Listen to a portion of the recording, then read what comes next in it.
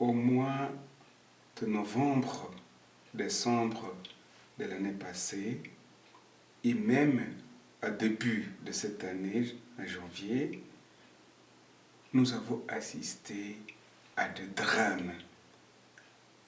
On a tué les gens à la machette avec un hache, on a éventré les femmes, on a mutilé les gens, les sexes, on les a abusés, on a craché de la salive dans la bouche des gens, on a découpé les enfants, on les a déchiquetés, on les a broyés et le sang coule partout. Donc les familles de toutes ces zones, Lubero, Beni, ce sont des familles qui sont endeuillées. Il y a donc beaucoup de deuil. Il y a des hommes qui ont été tués inutilement, les femmes, même les petits-enfants qui naissent. Donc, notre apostolat n'est plus facile. On ne sait plus rejoindre les chrétiens dans leur village. À part ces massacres honteux, il y a le grand fléau du kidnapping.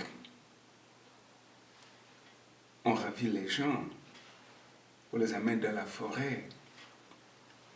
Et aujourd'hui, on parle de 900, peut-être plus, qui ont été kidnappés, dont nos 3 prêtres assomptionnistes.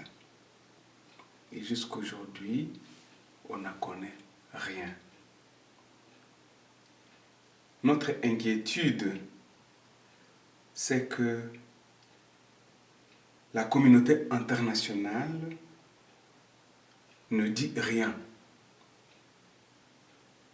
C'est comme si le Congo est oublié. C'est comme si le Congo est vendu. Les grandes puissances se sont tournées vers la Syrie, l'Ukraine aujourd'hui. C'est devenu le grand marché du monde international. Quand il y a eu les attentats à France, il y a 12 personnes mortes. Et tout le monde est allé là. Au Congo, on découpe les gens à la machette. 300 personnes, aucun président du monde n'a dit condoléances au peuple congolais, n'est arrivé. Et je me dis, sommes-nous sur une même terre? Voilà à peu près la situation de notre milieu où les assomptionnistes travaillent. Donc, les assomptionnistes n'ont pas un travail facile. L'évêque n'a pas un travail facile. Il ne visite pas toutes les paroisses. Moi-même, j'ai été son délégué plus d'une fois pour aller confirmer dans les paroisses où les assomptionnistes travaillent. C'est une mauvaise situation. Et les gens n'ont pas besoin de pain à partir de l'extérieur, mais ils ont besoin de la paix. Ouais, ils ont besoin de la paix, de la scolarisation, l'éducation. Voilà ce dont nous avons besoin. Donc, j'en appelle aux hommes de bonne volonté qui peuvent exister aux États-Unis, en Europe, en Afrique, en Asie, pour qu'ils donnent la paix aux Congolais. Voilà. Et comment les gens ici peuvent-ils aider concrètement à promouvoir la paix au Congo? Je pense que ce qu'ils soient faire la même chose que ce qu'ils font en Ukraine. Voilà. Les États-Unis sont présents en Ukraine. Toute l'Europe est présente en Ukraine. Qu'ils fassent la même chose au Congo. qu'il trouve et qui fait quoi. Oui. Autrement, je pense que tout le monde est impliqué dans le désordre au Congo. C'est pour cela qu'on ne veut pas. Oui. Les pays voisins et les pays d'outre-mer, il n'y a personne qui parle de notre situation. Oui.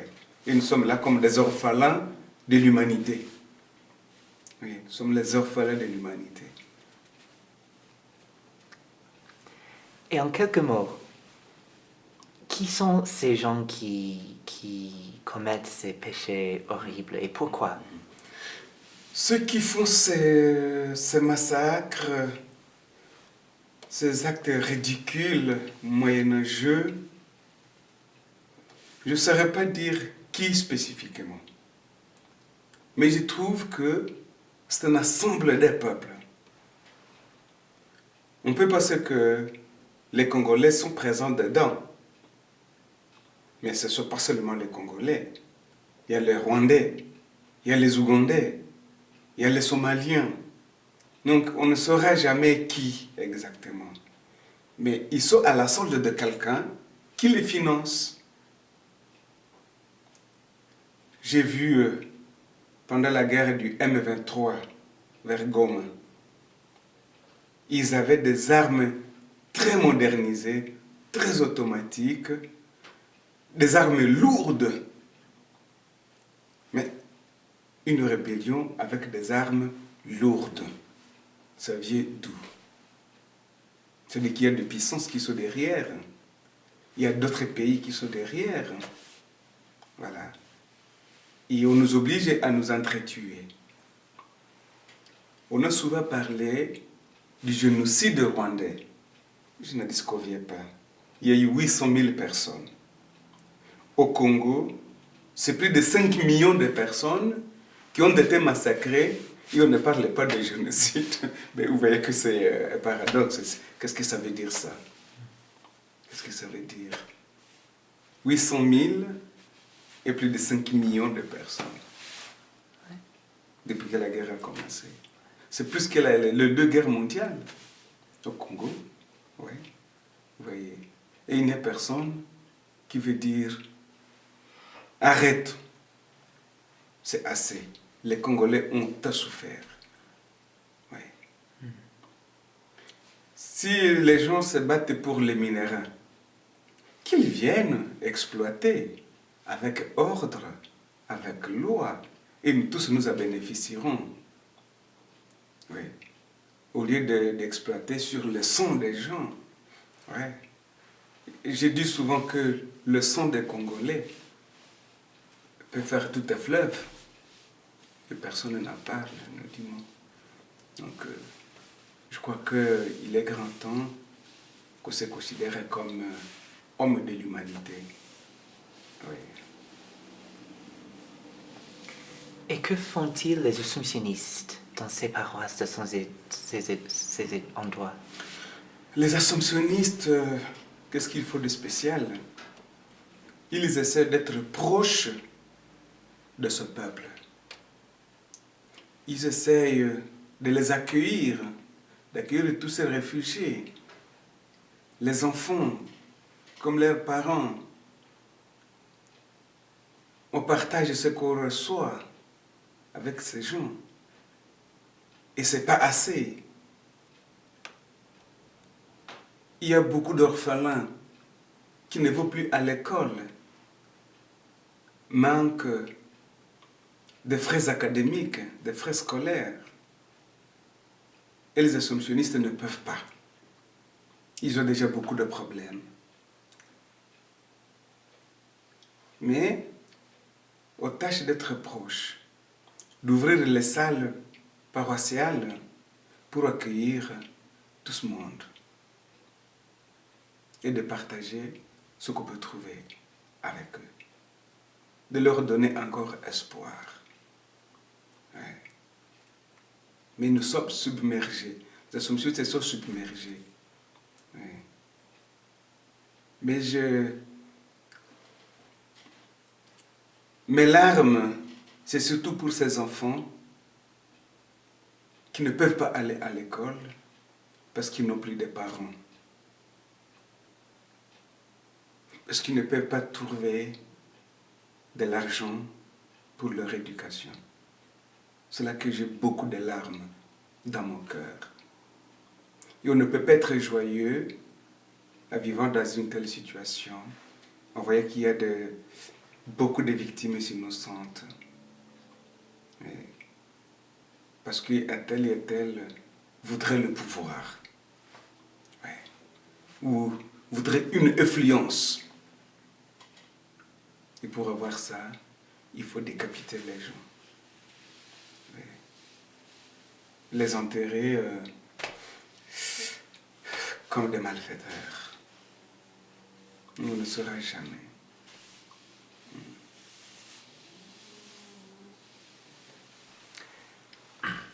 Et pour vous personnellement, en voyant toutes ces choses,